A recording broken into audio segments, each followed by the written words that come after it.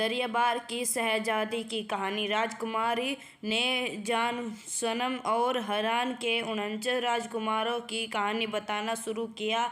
उसने मुझे बताया कि मैं काहिरा के पास एक द्वीप दरियाबाद के राजा की बेटी हूँ। मेरे पिता ने मेरे सपनों के लिए प्रार्थना की, जिसके बाद मेरा जन्म हुआ। उन्होंने मुझे राजनीति, घुड़सवारी और राज्य चलने के लिए आवश्यक अन्य सभी साधन सिखाए। उनकी इच्छा भी की उनके बाद मैं दरियाबार के सभी कार्यों को देखूं।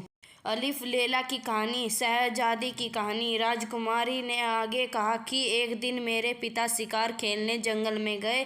रास्ते में वे एक घने जंगल में पहुंचे। वहां जाकर उसने एक बड़े शरीर वाले पुरुष को देखा, जिसके पास एक स्त्री और एक छोटा बच्चा रो रहे थे।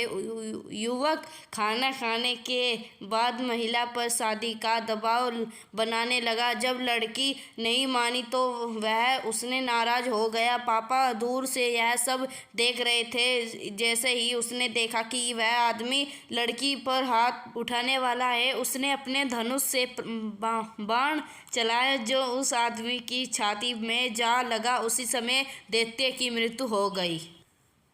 मेरे पिता ने महिला में उसकी कहानी पूछी। उस लड़की ने बताया कि वह पास के सरसंग जनजाति के मुखिया की बेटी, और जिसे तुमने मारा था वह हमारे घर में ही काम करता था। वह बहुत दिनों से मुझे देख रहा था। एक दिन वह मुझे और मेरे बेटे को जंगल में ले गया और शादी करने की जिद करने लगा। अब मुझे नहीं पता कि घर वापस जाने पर क्या कहूँ।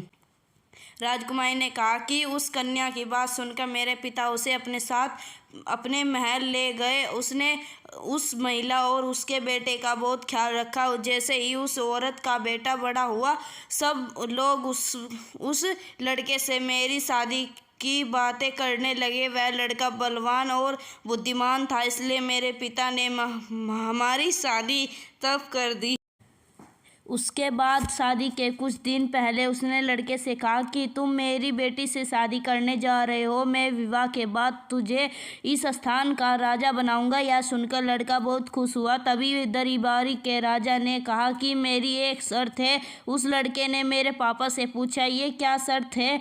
तब मेरे पिता ने कहा कि तुम मेरी बेटी से शादी करने के बाद किसी दूसरी लड़की से शादी नहीं करोगे। यदि तुम यह वचन दोगे तभी मैं अपनी पुत्री से तुम्हारा विवाह कराऊंगा। यह सुनकर लड़के को गुस्सा आ गया। उसने कहा कि वह भविष्य का राजा है और राजों की कई पत्नियां होती है। यह सुनते ही राजा ने वह विवाह तोड़ दिया। इसने लड़का इतना क्रोधित हुआ कि उसने मेरे पिता को मार डाला। फिर वह मुझे मारने के लिए ढूंढने लगा। तब मंत्री ने मुझे गुप्त रास्ता दिखाकर वहां से भाग जाने को कहा। मैंने ठीक वैसा ही किया। इस वीडियो को देखने के लिए आपका धन्यवाद। दूसरा पार्ट भी जो देखे, लाइक, कमेंट, शेयर, सब्सक्राइब जरूर करना। आपका धन्यवाद।